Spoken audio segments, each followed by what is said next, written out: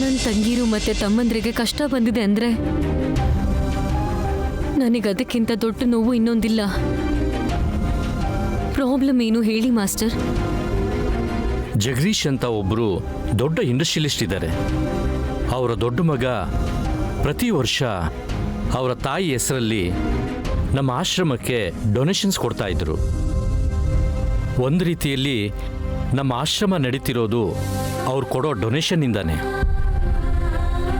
ಪ್ರತಿ ವರ್ಷ ನಾವು ಕೇಳ್ದೇನೆ ಅವರೇ ತಂದು ಕೊಡ್ತಿದ್ರು. ಆದರೆ ಈ ವರ್ಷ ಯಾಕೆ ಕಳಿಸ್ಕೊಟ್ಟಿಲ್ವೋ ನನಗೆ ಅರ್ಥ ಆಗ್ತಿಲ್ಲ. ಇಲ್ಲಿವರೆಗೂ ನಾವು ಯಾವತ್ತೂ ಅವ್ರ ಮನೆಗೆ ಹೋಗಿ ಕೇಳಿಲ್ಲ. ನಾವಾಗೆ ಹೋಗಿ ಕೇಳೋಣ ಅಂತಂದರೆ ಅವ್ರು ಏನಂದ್ಕೋತಾರೋ ಏನೋ ಅಂತ ನನಗೆ ಚಿಂತೆ ಆಗ್ತಿದೆ. ನೀನಾದರೆ ಪರಿಸ್ಥಿತಿನ ಅರ್ಥ ಮಾಡಿಸಿ ಕನ್ವಿನ್ಸ್ ಮಾಡ್ಬೋದು. ಆದರೆ ನೀನು ದುಃಖದಲ್ಲಿದೆಯಾ. ಹಾಗಂತ ನನ್ನವರು ಅಲ್ಲಿ ಕಷ್ಟ ಪಡ್ತಾ ಇದ್ರೆ ನಾನು ನೋಡ್ಕೊಂಡಿರಕ್ಕಾಗತ್ತಾ? ಈ ಆಶ್ರಮ ಇಲ್ಲದೆ ಇದ್ದಿದ್ರೆ ನಾನು ಈ ಭೂಮಿ ಮೇಲೆ ಇರ್ತಿದ್ನೋ ಇಲ್ವೋ ಅನ್ನೋದು ಕೂಡ ನಂಗೆ ಗೊತ್ತಿಲ್ಲ. ನನ್ನ ತಾಯಿ ಸ್ಥಾನದಲ್ಲಿರೋ ನನ್ನ ಆಶ್ರಮಕ್ಕೆ ಕಷ್ಟ ಬಂದಾಗ ನಾನೇ ಸಹಾಯ ಮಾಡಲಿಲ್ಲ ಅಂದರೆ ಅರ್ಥ ಏನಿರುತ್ತೆ ಮಾಸ್ಟರ್? ನಂಗೊಂದು ಸುಂದರವಾದ ಜೀವನ ಕೊಟ್ಟಿರೋ ಈ ದೇವಸ್ಥಾನದ ಋಣ ತೀರಿಸ್ಕೊಳ್ಳೋ ಅದೃಷ್ಟ ಈ ರೀತಿಲಿ ಬಂದಿದೆ ಮಾಸ್ಟರ್. ಏನ್ ಪರವಾಗಿಲ್ಲ, ನಮ್ಮ ಆಶ್ರಮದ ಒಳ್ಳೇದಕ್ಕೋಸ್ಕರ ನಾವು ಎಲ್ಲಿಗೆ ಬೇಕಾದರೂ ಹೋಗೋಣ. ಬನ್ನಿ. ಹೌದು ಮಾಸ್ಟರ್, ಆ ಡೊನೇಷನ್ ಕೊಡೋ ವ್ಯಕ್ತಿ ಹೆಸರೇನಂದ್ರಿ? ಜಗದೀಶ್ ಅವ್ರ ಮಗ. ಸರಿ ಮಾಸ್ಟರ್, ಹೋಗೋಣ ಬನ್ನಿ. ಆಯ್ತಮ್ಮ, ಬಾ.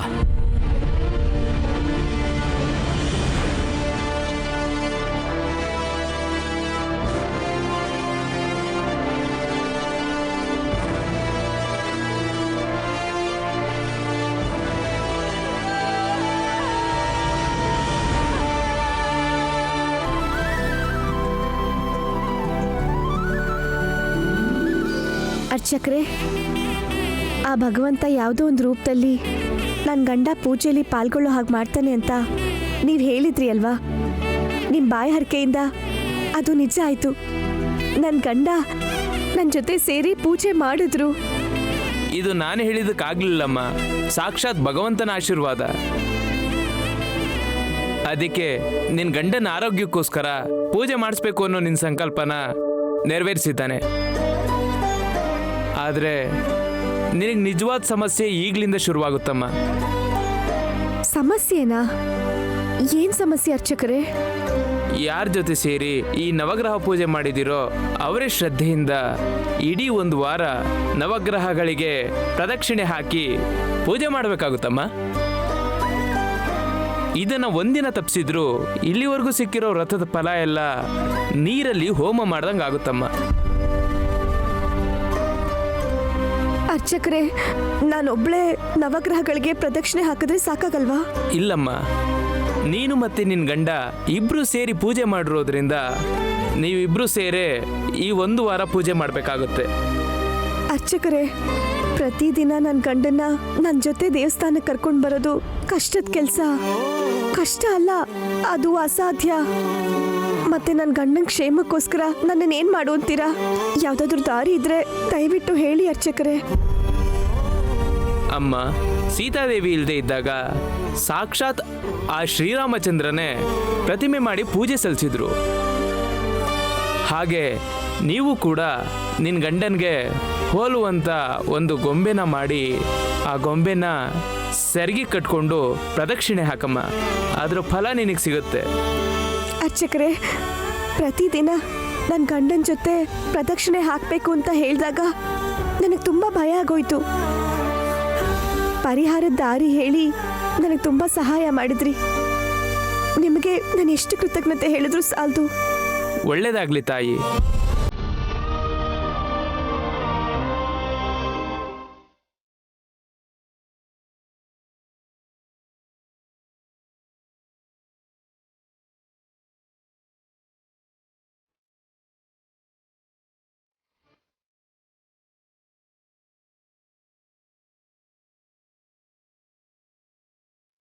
ಬಾ ನೈನಿ.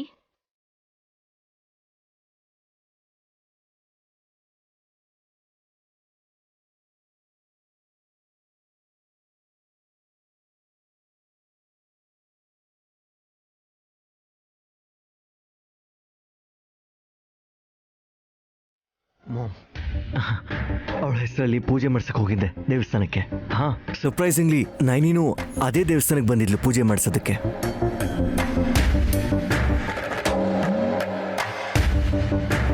ರಾಹುಕೇತು ಪೂಜೆ ತುಂಬ ಚೆನ್ನಾಗಿ ನಡೀತು. ಯಜಮಾನ್ರು ನಾನು ಒಟ್ಟಿಗೆ ಪೂಜೆ ಮಾಡಿದ್ವಿ. ಎಲ್ಲ ಒಂಥರ ನಿಜವಾಗ್ಲೂ ಆಶ್ಚರ್ಯವಾಗಿತ್ತು ಮಾಮ್. ಈಗ ಯಾವ ದುಷ್ಟಶಕ್ತಿಗಳು ಏನು ಮಾಡೋಕ್ಕಾಗಲ್ಲ ಅಂತ ಅರ್ಚಕರು ಹೇಳಿದ್ರು.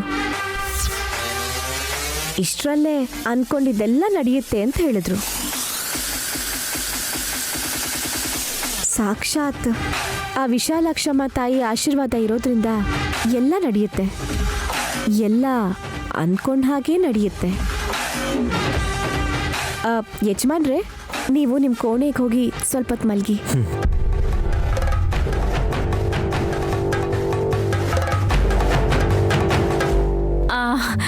ಮಗ ಸೊಸೆ ಇಬ್ರು ಸೇರಿ ಪೂಜೆ ಮಾಡಿದ್ರು ಅಂತ ಸಂತೋಷಕ್ಕೆ ನಿಮ್ ಮನ್ಸು ತೇಲಾಡ್ತಿದೆ ಅಲ್ವಾ? ಅತ್ತೆ, ನೀವೇನ್ ಚಿಂತೆ ಮಾಡ್ಬೇಡಿ. ಆದಷ್ಟು ಬೇಗ ವಿಶಾಲ್ಗೆ ಎಲ್ಲ ನೆನಪು ವಾಪಸ್ ಬರುತ್ತೆ. ಆಮೇಲೆ ಮತ್ತೆ ನೈನಿ ವಿಶಾಲ್ ಹೂ ತುಂಬಿ ತರ ಒಟ್ಟಿಗೆ ಇರ್ತಾರೆ, ಸರಿನಾ? ಏಯ್, ನೀನು ಬಾಯಿ ಮುಚ್ಕೊಂಡು ಒಳಗ್ ಹೋಗು.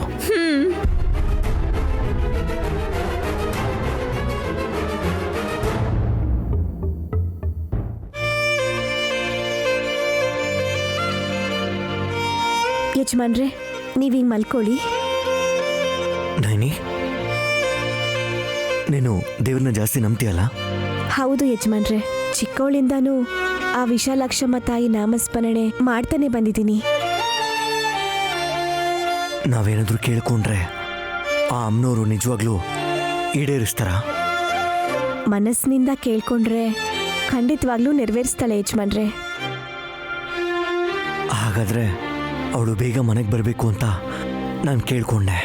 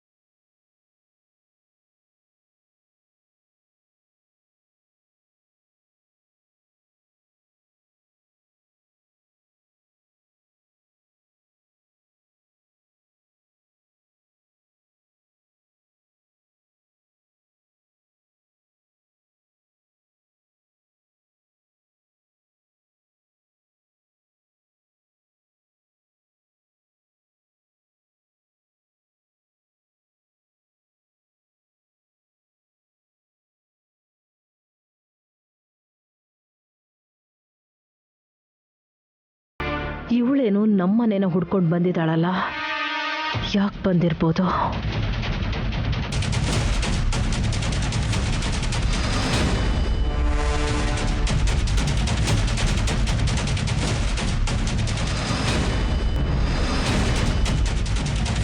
ನಮಸ್ತೆ ಮೇಡಮ್.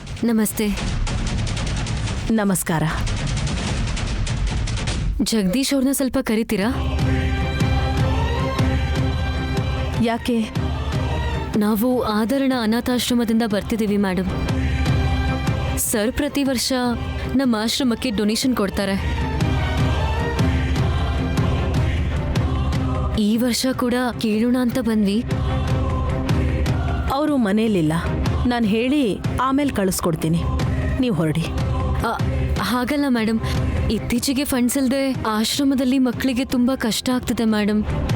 ಹೆಚ್ಚು ಕಮ್ಮಿ ಅವರು ಬೀದಿಗೆ ಬರೋ ಪರಿಸ್ಥಿತಿಲಿದ್ದಾರೆ. ಈಗ ಆಶ್ರಮದಲ್ಲಿ ಮಕ್ಕಳ ಭವಿಷ್ಯ ಸರ್ ಕೊಡೋ ಫಂಡ್ಸ್ ಮೇಲೆ ನಿಂತಿದೆ. ದಯವಿಟ್ಟು ಒಂದ್ಸಲ ಕರಿತೀರಾ ಮೇಡಮ್, ಪ್ಲೀಸ್? ಅವರು ಆಚೆ ಹೋಗಿದ್ದಾರೆ ಅಂತ ಹೇಳಿದ್ನಲ್ಲ, ಈವ್ನಿಂಗ್ ಚೆಕ್ ಕಳಿಸ್ತೀನಿ. ಈಗ ನೀವು ಹೊರಡಿ. ಹೋಗ್ಲಿ, ವಿಶಾಲ್ ಸಾರ್ನಾದ್ರೂ ಕರಿತೀರಾ? ಹೇಳ್ಬೇಕು ಅಂದ್ರೆ ಪ್ರತಿ ವರ್ಷ ವಿಶಾಲ್ ಸಾರೇ ಬಂದು ಚೆಕ್ ಕೊಡ್ತಿದ್ರು. ವಿಶಾಲ್ಗೆ ಅಷ್ಟೊಂದು ಮೈ ಹುಷಾರಿಲ್ಲ, ರೆಸ್ಟ್ ಮಾಡ್ತಾ ಇದ್ದಾನೆ. ಈಗ ಬರೋಕ್ಕಾಗಲ್ಲ. ಪ್ಲೀಸ್ ಮೇಡಮ್, ನಮ್ಮ ಆಶ್ರಮದ ಮಕ್ಕಳ ಪರಿಸ್ಥಿತಿ ಅರ್ಥ ಮಾಡ್ಕೊಳ್ಳಿ.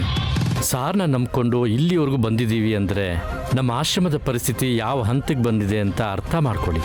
ನನಗೆ ಅರ್ಥ ಆಗುತ್ತೆ. ನೀವು ಅಷ್ಟೊಂದು ಟೆನ್ಷನ್ ಆಗೋ ಅವಶ್ಯಕತೆ ಏನಿಲ್ಲ. ಈವ್ನಿಂಗ್ ನಾನೇ ಖಂಡಿತ ಚೆಕ್ ಕಳಿಸ್ತೀನಿ. ಈಗ ನೀವು ಹೊರಡಿ.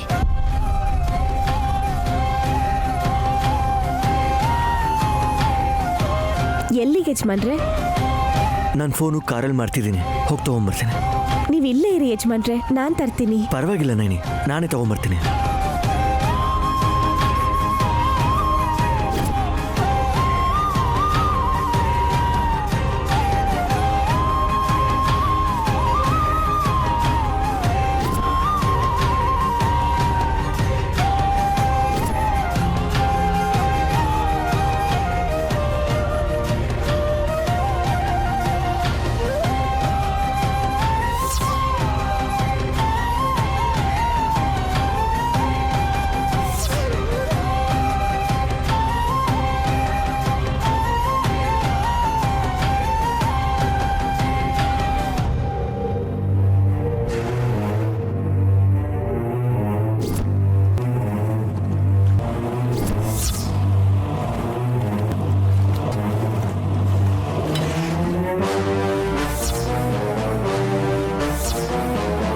ಯಜಮಾನ್ರೆ,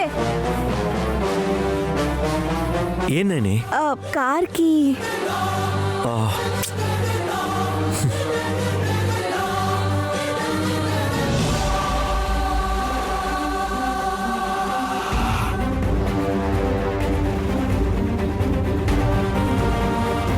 ಕೀ ಮರ್ತಿದ್ರಿ?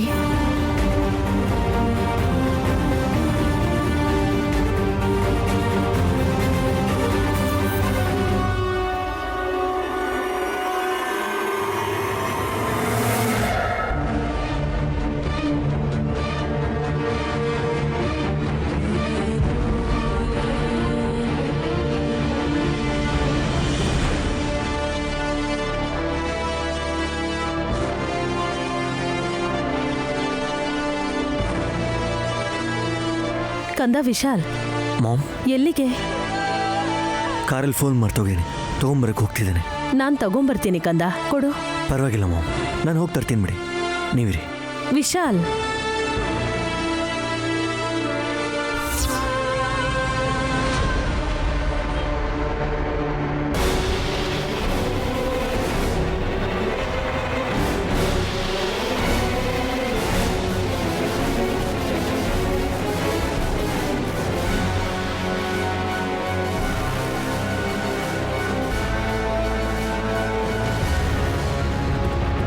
ವಾವ್, ವಿಧಿ ಆಟ ಹೇಗಿದೆ ನೋಡು.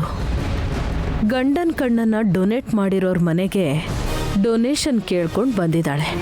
What A coincidence. ಇವಳ ಬಗ್ಗೆ ಯೋಚನೆ ಮಾಡಿ ಮಾಡಿ ವಿಶಾಲ್ ಹುಚ್ಚನಾಗಬೇಕೇ ಹೊರತು ಮನೆ ಒಳಗಡೆ ಕಾಲಿಡಕ್ಕೆ ಬಿಡಬಾರ್ದು.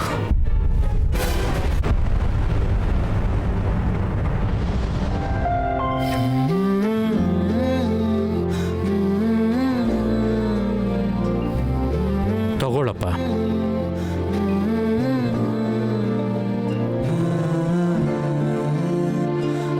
ಪ್ರತಿ ವರ್ಷ ನಾವು ಕೇಳ್ದೇನೆ ಅವ್ರು ಚೆಕ್ ತಂದ್ಕೊಡ್ತಿದ್ರು. ಆದರೆ ಈ ವರ್ಷ ನಾವಾಗೆ ಹೋಗಿ ಕೇಳಿದ್ರು, ಆಮೇಲೆ ಕಳಿಸ್ತೀವಿ ಅಂತಂದ್ರು. ವಿಶಾಲ್ ಅವ್ರನ್ನ ಭೇಟಿ ಮಾಡೋ ಅವಕಾಶನೇ ಕೊಡಲಿಲ್ಲ. ಚೆಕ್ ಕಳಿಸ್ಕೊಡ್ತಾರೆ ಅನ್ನೋ ನಂಬಿಕೆ ಇದೆ.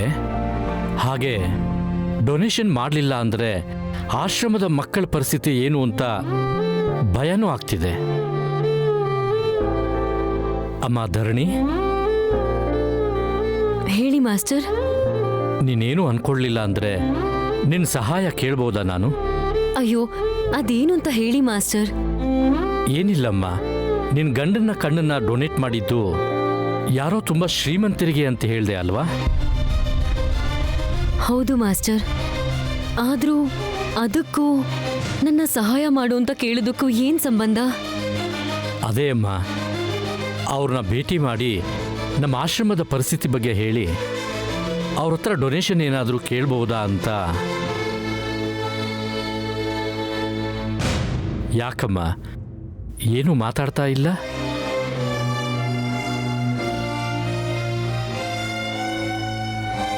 ಅವರು ನಾವಿವಾಗ ಹೋಗಿದ್ವಲ್ಲ, ಅವರು ಇಬ್ರು ಒಬ್ರೇ ಮಾಸ್ಟರ್. ಅಲ್ಲ ಧರಣಿ, ಕನಿಷ್ಠ ಆಗ್ಲೇ ಅವ್ರ ಹತ್ರ ಈ ವಿಷಯ ಹೇಳ್ಬೋದಿತ್ತಲ್ಲ. ಅನವಶ್ಯಕ ಅಂತ ಅನ್ಕೊಂಡೆ ಮಾಸ್ಟರ್. ಇವತ್ತೇ ಅಲ್ಲ, ಯಾವತ್ತೂ ಈ ವಿಷಯದ ಬಗ್ಗೆ ಅವರಿಂದ ಯಾವ ಸಹಾಯನೂ ತಗೋಬಾರ್ದು ಅಂತ ಅನ್ಕೊಂಡಿದ್ದೆ. ನೋಡಮ್ಮ ಧರಣಿ, ಸದ್ಯಕ್ಕೆ ನಮಗಿರೋ ಒಂದೇ ಒಂದು ದಿಕ್ಕು ಅವ್ರು ಮಾತ್ರ. ಕಣ್ ಡೊನೇಟ್ ಮಾಡಿದ್ದು ನಿನ್ನ ಗಂಡನೇ ಅಂತ ಅವ್ರ ಹತ್ರ ಹೇಳಿದ್ರೆ ಅವ್ರು ಖಂಡಿತ ನಮಗೆ ಸಹಾಯ ಮಾಡ್ತಾರೆ. ಏನಂತೀಯ? ನನಗ ವಿಷಯ ಗೊತ್ತು ಮಾಸ್ಟರ್. ಹಾಗೆ ಮಾಡಿದ್ರೆ ನನ್ನ ಗಂಡನ ಕಣ್ಣನ್ನ ಮಾರ್ಕೊಂಡ ಹಾಗಾಗತ್ತೆ. ಹಾಗ್ಯಾಕಾಗುತ್ತಮ್ಮ? ಅವ್ರು ಈ ರೀತಿಯಲ್ಲಿ ಕೃತಜ್ಞತೆ ಸಲ್ಲಿಸ್ದಂಗೆ ಆಗತ್ತಲ್ವಾ? ಆದ್ರೆ ನಂಗೆ ಯಾಕೋ ಅವಕಾಶಕ್ಕೆ ಉಪಯೋಗಿಸ್ಕೊಳ್ಳೋ ಸ್ವಾರ್ಥ ಅಂತ ಅನ್ನಿಸ್ತಿದೆ ಮಾಸ್ಟರ್. ನಿನಗೋಸ್ಕರ ಕೇಳಿದ್ರೆ ಸ್ವಾರ್ಥ, ಇಲ್ಲಿರೋ ಮಕ್ಕಳ ಭವಿಷ್ಯಕ್ಕೋಸ್ಕರ ಕೇಳಿದ್ರೆ ಅದು ಸ್ವಾರ್ಥ ಆಗೋಲ್ಲ. ನಿನ್ನ ಒಳ್ಳೆತನನ ಅವ್ರು ಅರ್ಥ ಮಾಡ್ಕೊಳ್ತಾರೆ ಅನ್ನೋ ನಂಬಿಕೆ ನನ್ಗೆ ಖಂಡಿತ ಇದೆಯಮ್ಮ. ಅದು ಹಾಗಲ್ಲ ಮಾಸ್ಟರ್. ನೋಡಮ್ಮ ಧರಣಿ, ಈ ಪರಿಸ್ಥಿತಿಯಲ್ಲಿ ನಮ್ಮ ಆಶ್ರಮಕ್ಕೆ ಸಹಾಯ ಮಾಡೋರು ಯಾರೂ ಇಲ್ಲ. ಈಗ ನಮ್ಮ ಮುಂದೆ ಇರೋದು ಎರಡೇ ಎರಡು ದಾರಿ. ಒಂದು ನೀನು ಹೋಗಿ ಕೇಳೋದು, ಇನ್ನೊಂದು ಮಕ್ಕಳು ಬೀದಿಗೆ ಬರೋದು. ಎರಡೂ ನಿನ್ನ ಕೈಲಿದೆ ಧರಣಿ, ಯೋಚನೆ ಮಾಡು.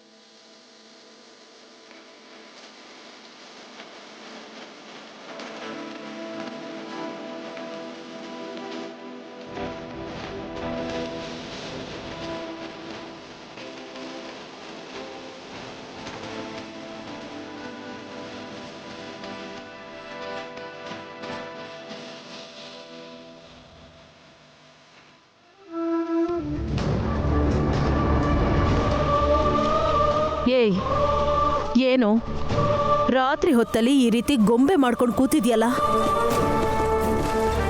ಅಪ್ಪಿತಪ್ಪಿ ನನ್ನ ಮೇಲೇನಾದ್ರೂ ಮಾಟ ಮಂತ್ರ ಮಾಡಿಸ್ತೀಯಾ ಹೇಗೆ? ನಿನಗೆ ಬುದ್ಧಿ ಕಲ್ಸಕ್ಕೆ ಅದರ ಅವಶ್ಯಕತೆ ಇಲ್ಲ. ನಾನೇ ನಿನ್ನ ಮುಂದೆ ನಿಂತು ನಿನ್ನ ಬಣ್ಣನೆಲ್ಲ ಬಯಲು ಮಾಡಿ ನಿನಗೆ ಬುದ್ಧಿ ಕಲಿಸ್ತೀನಿ. ಹಾಗಾದ್ರೆ ಹೀಗ್ಯಾಕೆ ಹುಚ್ಚುಚ್ಚಾಗಿ ಗೊಂಬೆ ಮಾಡ್ತಿದ್ಯಾ? ಇದು ಹುಚ್ಚು ಬೊಂಬೆ ಅಲ್ಲ. ಈ ಗೊಂಬೆ ನನ್ನ ಗಂಡನ ಪ್ರತಿರೂಪ. ಏನು, ನಿನ್ ಗಂಡನ್ ಪ್ರತಿರೂಪನ?